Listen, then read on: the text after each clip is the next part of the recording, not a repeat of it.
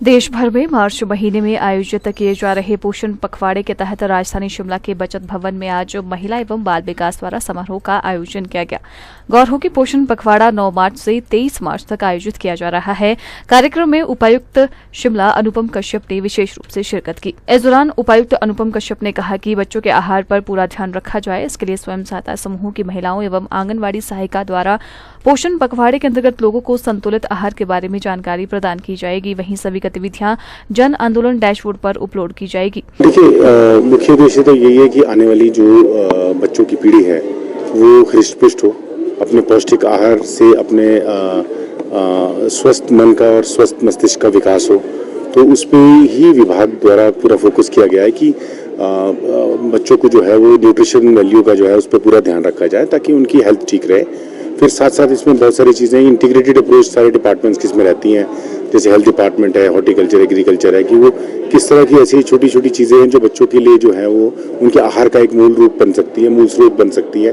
तो वो उस पर फोकस करके ताकि उनको हम अपने जीवन में शामिल कर सकें, ताकि आजकल जिस तरह का कंसेप्ट दूसरी खाने पीने की चलती फिरती चीज़ों का ज़्यादा प्रचलन बढ़ रहा है, तो उससे थोड़ा हट कर कम से कम जो न्यूट्रिशनल वैल्यू बच्चों को मिलनी चाहिए उस पर फोकस करना चाहिए। इस पर बच्चों ने और आंगनवाड़ी इनके जो केंद्र हैं और इनके जो CDPOs हैं उन्होंने बहुत मेहनत की है। इनके जो डिस्ट्रिक्ट प्रोग्राम ऑफिसर हैं, तो वो सब लोगों को साथ लेकर के ये मैसेज को जो है वो फील्ड तक पहुंचाने की कोशिश कर रहे हैं इस पखवाड़े के माध्यम से, ताकि ये पूरी हर जगह में इन चीज़ों के बारे में इसका ज्ञान जो है वो प्रसारित किया जा सके और लोगों को इसकी अधिक से अधिक जानकारी मिल सके और उसका वो लाभ उठा सके। वहीं महिला एवं बाल विकास विभाग जिला कार्यक्रम अधिकारी ममता पॉल ने कहा कि पोषण पखवाड़ा विभिन्न थीम पर आयोजित किया गया है, जिसमें पोषण भी, पढ़ाई भी, पारंपरिक और स्थानीय आहार प्रथाओं के तहत पोषण के प्रति संवेदनशीलता पर ध्यान केंद्रित करना और गर्भवती महिलाओं व शिशु और छोटे बच्चों को दूध पिलाने व पौष्टिक आहार को बढ़ावा देना है। देखिए, पोषण पखवाड़ा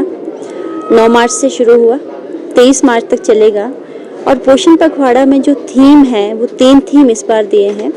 हम ना सिर्फ उन 3 थीम पर फोकस करके जो पोषण की एक इंटीग्रेटेड अप्रोच है, जैसे पोषण अभियान 2018 में शुरू हुआ, इसका जो उद्देश्य था वो यही था कि बच्चों में, महिलाओं में जो कुपोषण है, एनीमिया है, उसको दूर किया जा सके।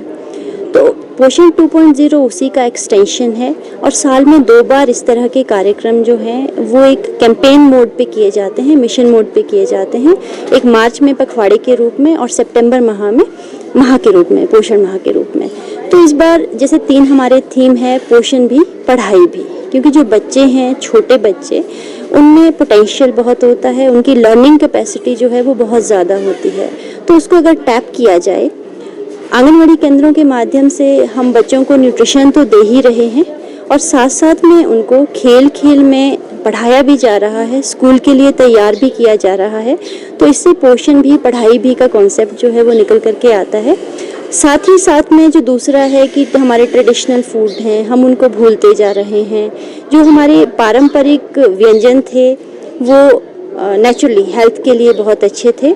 तो आहार जो है वो इस तरह का होना चाहिए कि उससे हमें पोषण मिले, हमारे स्वास्थ्य लाभ हमें मिले।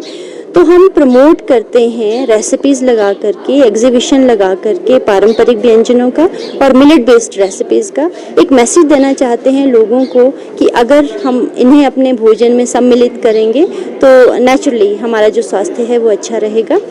साथ ही साथ महिलाओं की सुरक्षा के लिए, बच्चों की सुरक्षा के लिए जो अधिनियम है, कानून है, उनका भी क्रियान्वयन जो है हमारे विभाग के माध्यम से होता है। तो आज उस पर भी हमने एक टॉपिक रखा है कि सेंसिटाइज कर पाएँ कि हमारे क्या राइट्स हैं एज महिला और क्या लीगल प्रोविजंस है। अगर हमारे साथ किसी तरह का अन्याय हो रहा है तो हमें किस तरह से उसके खिलाफ आवाज़ उठानी है। तो ये हमारा एक प्रयास है छोटा सा, इस डिस्ट्रिक्ट लेवल वर्कशॉप के माध्यम से